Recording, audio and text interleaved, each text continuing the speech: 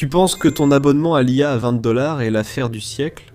En réalité, c'est un piège. Un utilisateur intensif d'outils, comme Claude Code, coûte en réalité 15 000$ par an à faire fonctionner.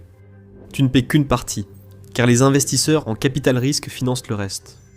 Tu vis en plein dans la phase Uber de l'IA, une illusion temporaire créée pour te rendre accro avant que les prix ne changent. Mais l'argent s'épuise.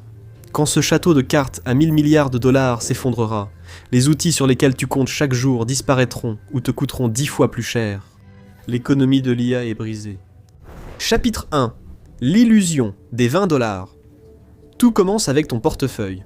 Un utilisateur sérieux de Claude Code consomme environ 10 milliards de jetons par an. Les jetons sont en gros les unités de pensée de l'IA. Chaque mot qu'elle lit, chaque mot qu'elle écrit, chaque décision qu'elle prend repose sur un jeton. Si tu payais cette utilisation via une API standard, ces 10 milliards de jetons te coûteraient environ 15 000$ par an. C'est le vrai prix non subventionné. Aucune remise, aucune incitation, juste le coût brut de calcul. Maintenant, ce même utilisateur avec un abonnement premium à tarif fixe paie environ 1200$ pour une année entière pour la même charge de travail. On passe de 15 000 à 1200. Une subvention cachée de 92%. Imaginez entrer dans une concession automobile, choisir une voiture affichée à 15 000$ et qu'on vous dise que vous ne devez payer que 1200$ parce que quelqu'un, quelque part, a couvert le reste. Cela n'a aucun sens, et c'est ce qui rend ce modèle si étrange. Mais la réponse se trouve dans les propres prévisions financières d'OpenAI, qui ont été divulguées à Diffie at the Information. La société est en passe de perdre 14 milliards de dollars en 2026, pas de revenus, mais des pertes. Un abonnement mensuel de 22$ ne couvre qu'environ 1,7% du coût réel d'un utilisateur intensif. Vous n'êtes pas un client, vous êtes un appât. Chaque requête saisie, chaque ligne de code générée, chaque session de discussion tard dans la nuit est financée par des investisseurs. Et il parie que personne ne pourra se passer de ce produit lorsque la vraie facture tombera enfin. Des secteurs entiers s'inscrivent à perte. Des cabinets d'avocats effectuent des revues de documents pour 5 centimes sur le dollar. Les agences de marketing créent aujourd'hui des campagnes à des tarifs inimaginables il y a 18 mois. Les hôpitaux essaient des outils de diagnostic à des tarifs que les fournisseurs de modèles ne peuvent vraiment soutenir à grande échelle. Chaque accord est soutenu par le capital des investisseurs, qui attendent un rendement 10 fois supérieur. Si les entreprises perdent de l'argent à chaque nouvel utilisateur inscrit, pourquoi cherchent-elles à en inscrire toujours plus ? Parce que nous avons déjà vu ce scénario auparavant, et nous savons comment cela se termine. Chapitre 2. Le fantôme d'Uber. En 2014, un SUV noir arrivait devant votre appartement en 3 minutes. Le chauffeur était poli, la voiture impeccable. Le trajet vers l'aéroport coûtait 11$. Vous vous demandiez comment c'était rentable. Ça ne l'était pas. Et c'était le but. Ça n'a jamais dû l'être. Pendant près d'une décennie, toute une génération a vécu dans ce que les économistes ont ensuite appelé la subvention au mode de vie des milléniaux. Les investisseurs en capital risque ont volontairement financé le covoiturage, la livraison de repas, les espaces de coworking et les box repas. Ils fixèrent les prix en dessous du coût pour écraser les concurrents traditionnels et créer une habitude. Le plan était de prendre le contrôle d'abord, puis d'augmenter les prix jusqu'à ce que cela devienne rentable. Le taux de commission d'Uber, soit la part que l'entreprise garde sur chaque course, résume tout. En 2022, Uber gardait environ 32 centimes sur chaque dollar payé par un passager. En 2024, ce chiffre était monté à environ 42 centimes. Les chauffeurs recevaient une part plus petite. Les passagers payaient plus cher. L'entreprise a finalement affiché un bénéfice. Maintenant, cela se produit dans le secteur de l'IA. Ce sont les mêmes investisseurs, stratégies et politiques tarifaires. Les analystes prévoient que les abonnements grand public doubleront de prix en 2 ans. Anthropic impose de nouvelles limites pour encourager les utilisateurs intensifs à choisir des forfaits plus chers. Google teste certaines fonctions de Gemini réservées aux abonnements premium, alors qu'elles étaient auparavant gratuites. Une augmentation de prix de 100% n'est pas une rumeur, elle est déjà prévue au calendrier. Les contrats d'entreprise suivent la même tendance.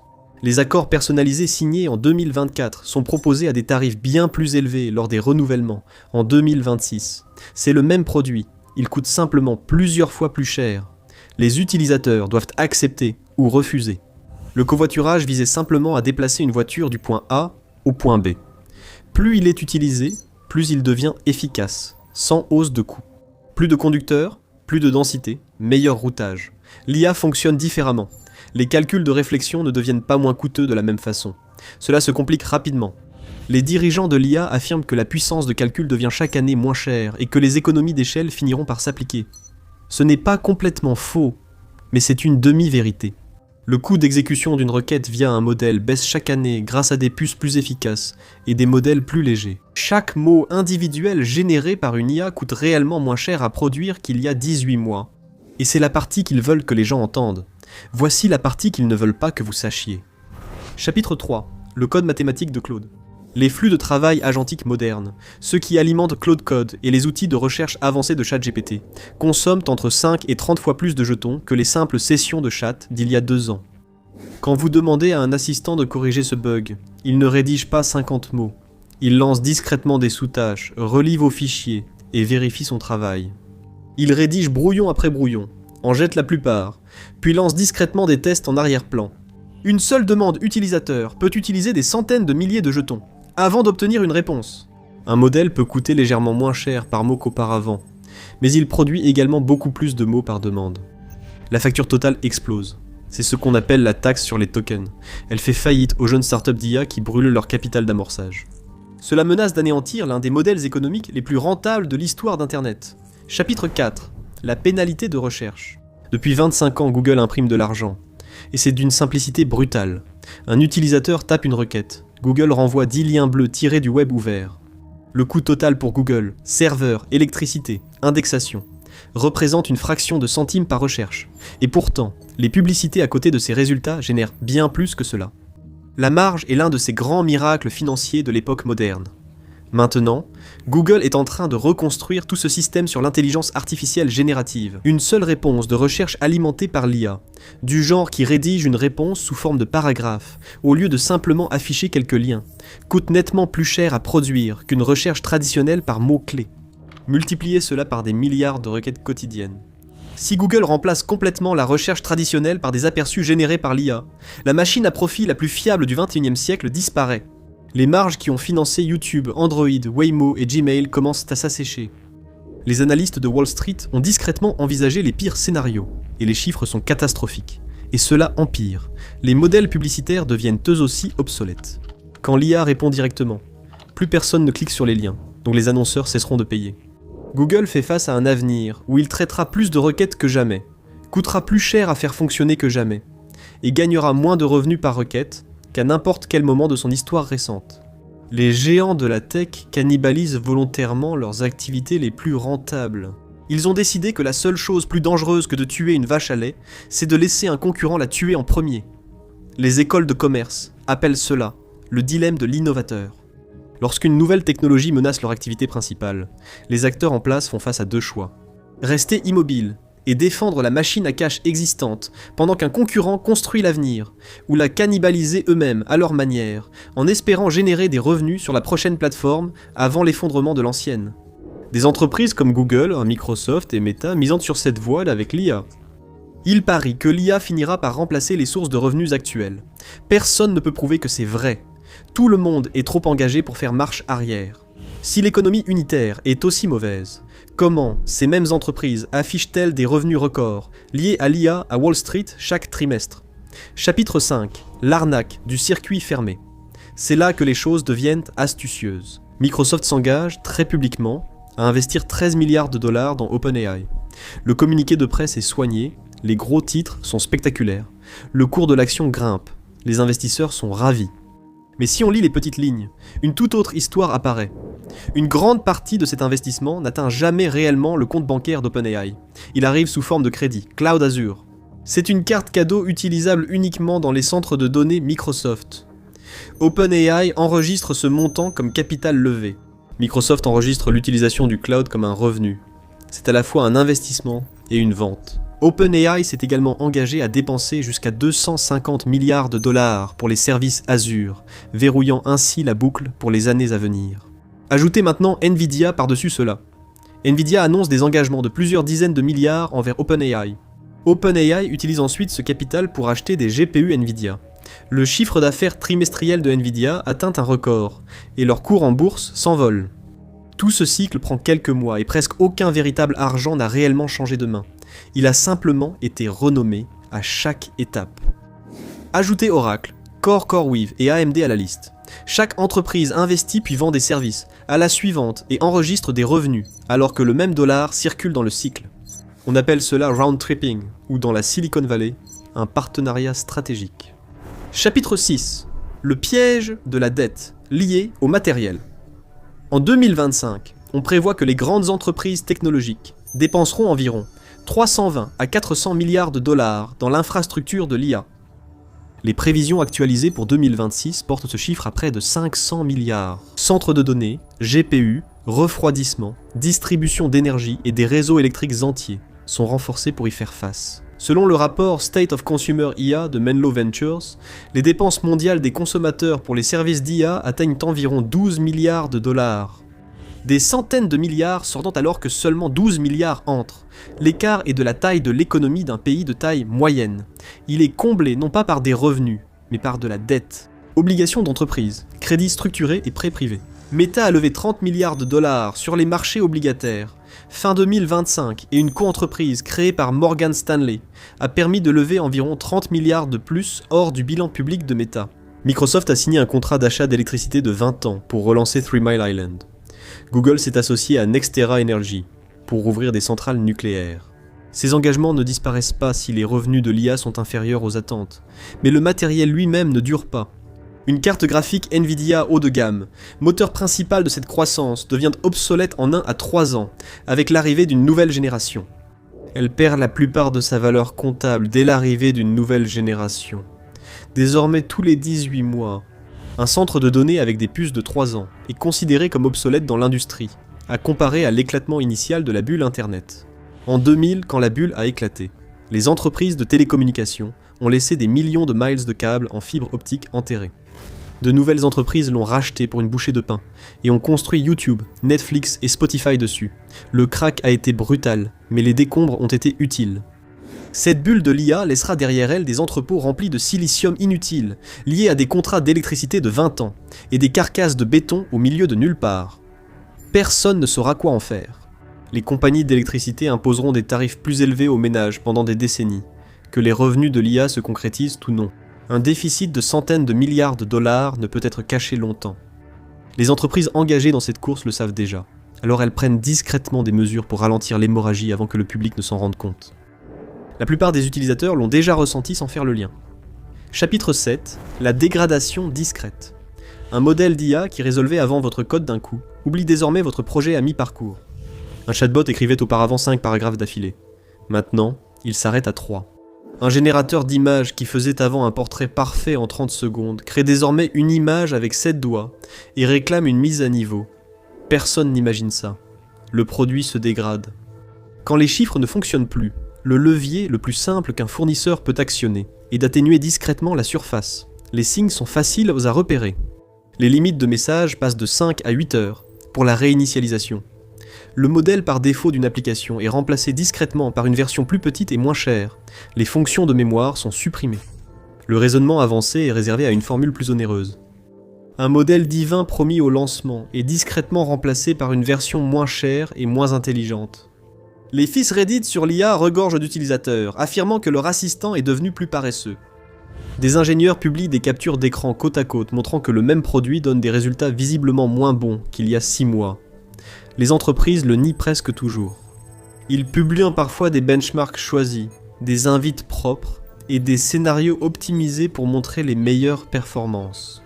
Cela leur fait gagner du temps, mais ne résout pas le problème de fond. Un problème plus profond a déjà commencé à emporter la première vague de tout un écosystème d'IA. Chapitre 8. L'extinction massive de 2026.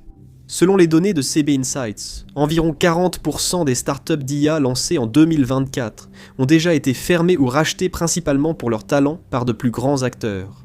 C'est la façon polie de parler d'une vente rapide, où une entreprise en difficulté est cédée à un concurrent à bas prix. L'acheteur n'achète pas vraiment une entreprise. Il récupère les ingénieurs, ferme le produit et absorbe tout le talent qu'il peut. Ce n'étaient pas des projets amateurs dans le garage de quelqu'un. Ces entreprises avant Coisto avaient levé des fonds en série A, avec des investisseurs sérieux, générèrent des revenus, comptèrent des clients payants et recevèrent des articles élogieux sur TechCrunch. Puis, en moins de 18 mois, tout s'est arrêté. La raison est presque toujours la même. Leur coût des marchandises vendues, c'est-à-dire l'argent qu'ils paient aux fournisseurs de modèles comme OpenAI, Anthropic et Google, est tellement élevé qu'il anéantit toute marge qu'ils pourraient espérer appliquer. Une start-up qui propose une interface soignée autour de GPT-4 pourrait facturer 50 $ par mois, mais l'utilisation de l'API générée par ce même client peut coûter 80 $ à la start-up. Chaque utilisateur actif génère une perte. Plus le marketing est efficace, plus vite l'entreprise épuise ses ressources. Quand un fournisseur de modèles fondamentaux lance une nouvelle fonctionnalité, cela élimine souvent 10 startups d'un coup. ChatGPT lance le mode vocal natif. Adieu à plusieurs startups d'agents vocaux ayant levé des fonds en série A le trimestre dernier. Claude propose désormais la lecture native de PDF. Une simple mise à jour produit a rendu inutile de nombreux outils de gestion de documents. Un écosystème d'entreprises d'IA indépendantes s'effondre sous le poids des coûts de calcul que personne ne peut absorber de manière rentable. Quand des startups disparaissent, les fournisseurs cloud perdent les revenus récurrents qui rendaient des investissements initiaux dans les modèles fondamentaux attractifs. C'est alors qu'une dernière phase débute. Chapitre 9. Le grand retrait de l'IA.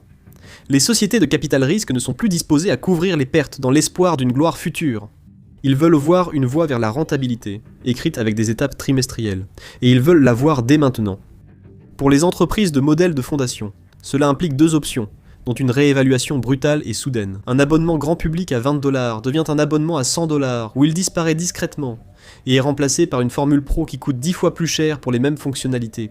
Un utilisateur de Claude Code, qui payait 1 200 $ par an, reçoit soudain une facture proche de 15 000 $, soit le vrai coût d'une API. Un designer indépendant qui compte sur un abonnement de génération d'images à 10 $ reçoit un email expliquant que son forfait va être transféré vers une nouvelle structure. Les petites entreprises qui ont construit leur flux de travail sur une IA bon marché sont confrontées à un choix. Payer 10 fois plus, ou revenir à l'ancienne méthode. La deuxième option est pire. Les services sont tout simplement fermés. Nous avons déjà vu les premiers signes. Certaines petites entreprises d'IA ont fermé avec un préavis de 30 jours, forçant leurs clients à transférer rapidement des années de travail vers le dernier concurrent. Des modèles pour la recherche juridique, l'imagerie médicale et le support client ont été retirés car leur modèle économique n'a jamais fonctionné. La fin de l'ère de l'IA bon marché arrive avec de nombreuses petites factures et avis de fermeture. Une vérité plus profonde est encore plus laide qu'une hausse de prix. L'IA en 2026 est en passe de devenir un luxe, et non un produit de base. Les versions bon marché ont formé toute une génération à en avoir besoin. Une version coûteuse, est la seule que les bilans permettent désormais d'exister. Les grandes entreprises qui peuvent se permettre une nouvelle tranche de prix vont verrouiller leur avantage. Les freelances, petites entreprises et pionniers de l'adoption, ceux à l'origine de l'engouement, seront les premiers exclus par les prix. Une économie fondée sur l'idée d'une intelligence bon marché est sur le point de se heurter à la réalité d'une intelligence coûteuse.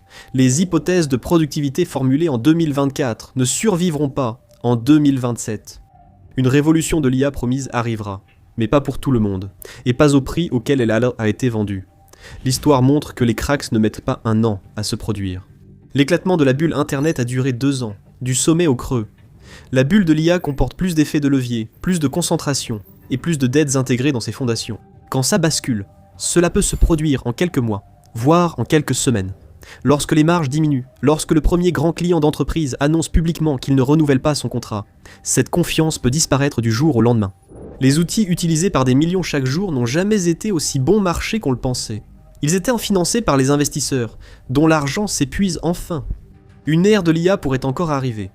Une ère de l'IA bon marché, qui a trompé toute une génération en les poussant à reconstruire leur vie professionnelle dessus, est déjà terminée.